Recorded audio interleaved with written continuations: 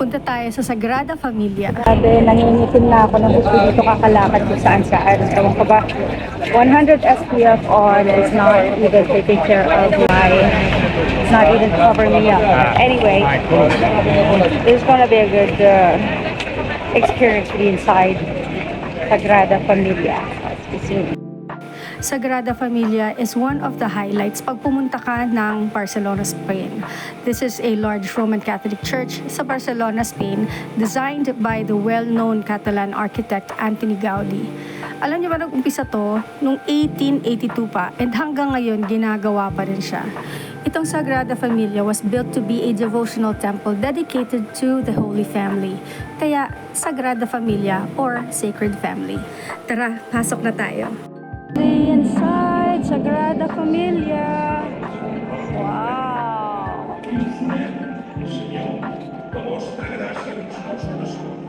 Thank you very much for this opportunity.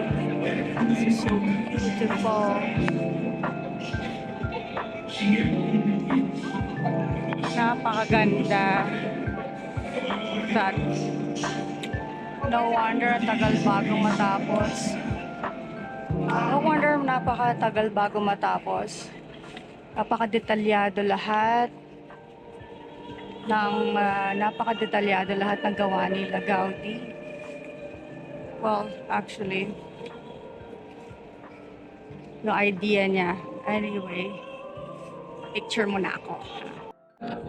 Talagang mamamangha ka pag pumasok ka dito. Alam mo, parang maiiyak ka kasi ang ganda. Tapos ang taas pa ng ceiling niya with the stained glass windows. Nako, hindi mong pumapasok yung ilaw sa loob. Ibang klaseng idea talaga neto. Napakaganda. Tsaka yung boses na kumakanta, umiikot lang siya. Yung echo, talagang grabe. Iba yung feeling pag nagpunta ka rito. Yung money na nakukuha nila from private donations and yung ticket sales, yun na ginagamit nila para mag-fund yung construction ng Sagrada. Nung nag-iikot ako, ito pang nakita ko. Itong shell na to, na-donate ito ng Philippines. Diba? Kasama tayo sa part ng construction at ng history ng Sagrada Familia. Sabi ng guide, baka matapos ang construction ng Sagrada Familia in 2026. So next year na yon. Ito, sobrang late ko na tong na-post. 2019 pa ito. Ay, naku, kaya kita mo ganun karami ang taong pumunta dyan dahil kasi wala pang pandemic na nung panahon na yan. Hindi ako magsasawa na bumalik dito. Napakaganda. Grabe.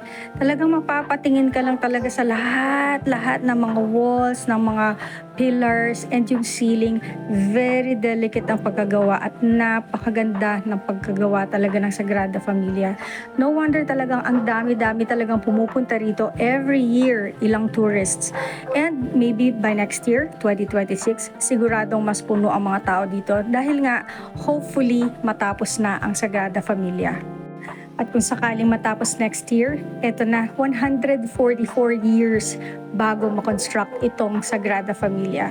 So talagang pag nasa Barcelona ka, wag kang hindi pumunta rito dahil talagang isa sa mga iconic na places and tourist spots ang pinupuntahan nitong Sagrada Familia. Kaya sobra akong lucky na nakaabot pa ako rito bago matapos ang panahon kong pagbabarko. Yan lang naman ang perks ko as a musician and singer sa isang cruise line at talagang makakasama ka sa mga libreng mga tours na ganito. Kaya lagi kong talagang tinitake advantage ang araw-araw at oras ko sa umaga, paggising ko, tapos sa trabaho sa gabi. Kaya talagang taking advantage of everything that I have to take advantage of, lalo na pagdating sa travels. So I'm so happy that I was able to go to Sagrada Familia. Kaya join me again next time. Marami pa tayong pupuntahan, promise.